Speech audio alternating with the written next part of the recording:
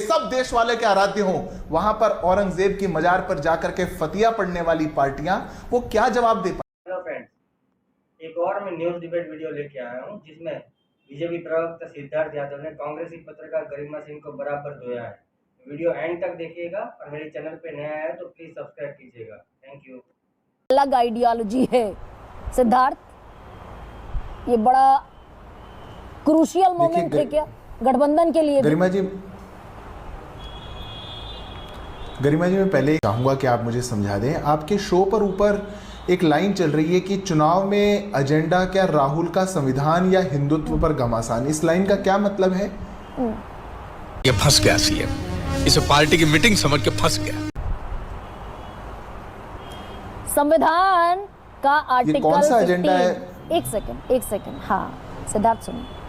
संविधान का आर्टिकल 15 अनुच्छेद 15 ये कहता है कि किसी भी नागरिक के साथ जाति, भाषा, धर्म, राज्य के आधार पर कोई भेदभाव नहीं होगा। भाई हिंदू की बात करेंगे तो वो संविधान के खिलाफ जाता है, वो नैरेटिव सीधे जाता है।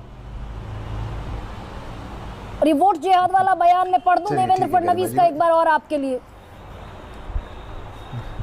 मैं यही सुनना चाहता था। नहीं, आप मत पढ़िए, अब मेरा जवाब देने का अवसर है तो मुझे देने दीजिए। प्लीज। इस देश के अंदर हिंदुत्व का एजेंडा है, इसीलिए इस देश के अंदर संविधान भी है, नहीं तो शरिया लॉ लागू हो चुका होता। ये बड़ी अच्छी बात कही आप। दुनिया भर में उदाहरण है, मैं उदाहरण आपको पढ़ के सुनाऊंगा। तो आप ये वाला एजेंडा मत चलाइए जो शायद राहुल जी को ज्यादा खुश करता हो। कौन राहुल जी संविधान की बात करेंगे? क्या संविधान की बात करेंगे? जिस परिवार ने सबसे ज्यादा संविधान को तार-तार किया हो, बदला हो, जिन्होंने आर्टिकल 215, 124 को जिनका उल्लंघन कर करके, जिन्होंने इमरजेंसी लगा के संविधान की हत्या करने तक का काम कर दिया हो, उनके लिए आज एक टीवी चैनल दिख रहा है कि राहुल का संविधान, ये राहुल का संविधान एजेंडा है। ये तो गजब की बात हो गई। अब मैं अरे बाप रे, ये तो धोती खोल रहा है। महाराष्ट्र पे जवाब दे देता हूं, मैं बस इतना ही समझना चाहता था। सिद्धार्थ, गरिमा अब जी, इस पर सच्चाई ये है, हालांकि हम महाराष्ट्र के अंदर, लेकिन सुनिए 75 में इमरजेंसी लगी 25 जून 1975 को, जनवरी 77 में हटी। इमरजेंसी काला धब्बा है, मैं यहां आज ऑन रिकॉर्ड कह रही, किसी भी देश के लोकतंत्र पर सबसे बड़ा काला धब्बा है, लेकिन इतिहास और वर्तमान कभी इक्वेट नहीं किए जा सकते। सिद्धार्थ, अब आप अपनी बात रख लीजिए।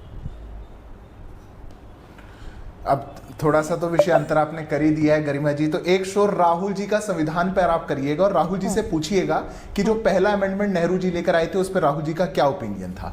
जो इंदिरा गांधी जी ने फंडामेंटल राइट्स को सस्पेंड कर दिया था उस पर राहुल जी का क्या ओपिनियन था। जो नेशनल एडवाइजरी काउंसिल बना करके संविधान को तार-तार किया गया, एक नई बड़ी कॉन्स्टिट्यूशनल पोस्ट बना दी गई, उस पर राहुल जी का क्या ओपिनियन था। एनसीबीसी, अच्छा इस पर बताइए, चलिए सिद्धार्थ, इस पर आपका क्या ओपिनियन है? सुनिए ना, थी ना, पर ये एजेंडा किसका है, मैं बस ये समझ नहीं पाता। मेरे को आपका क्या ओपिनियन है? देवेंद्र फडणवीस का ये बयान है, दूसरे समुदाय के लोगों का आत्मविश्वास बढ़ा है, वो ये मानने लगे हैं कि कम संख्या में भी हिंदुत्ववादियों को हरा सकते हैं, खुद को संगठित करके हिंदुत्व को नीचे गिरा सकते हैं। बदले की भावना से वोटिंग हुई है और वोट जिहाद हुआ है। ये दूसरा समुदाय कौन है? ये जो ताकतवर हो गए, देश का हिस्सा है कि नहीं है? गरिमा जी, हमने देश के लोकतांत्रिक चुनाव के चलते में हमने एक पार्टी के नेताओं द्वारा ये रैलियों में कहते हुए सुना कि आप वोट जिहाद करिए, यही एक अधिकार अब हमारे हाथ में बचा है, यही एक हथियार हमारे हाथ में बचा है, वोट जिहाद करिए। वोट जिहाद कहीं हुआ होगा तो परिणाम कुछ आए होंगे। परिणाम तो देखते हैं, देश भर में जहां सबसे बड़ी एक मुस्लिम डोमिनेटेड सीट है वहां से कांग्रेस पार्टी की सबसे बड़ी जीत है, राहुल गांधी की भी उतनी जीत नहीं है। हरियाणा के अंदर चुनाव हुए, नूह से मामन खान जीत गए, सबसे बड़ी जीत, भूपेंद्र सिंह हुड्डा नहीं जीत पाए। सही पकड़े गरिमा जी, सच्चाई आपको भी पता है। देश के सुनिए ना, 71 कैबिनेट मंत्रियों ने शपथ ली थी महाराष्ट्र के अंदर।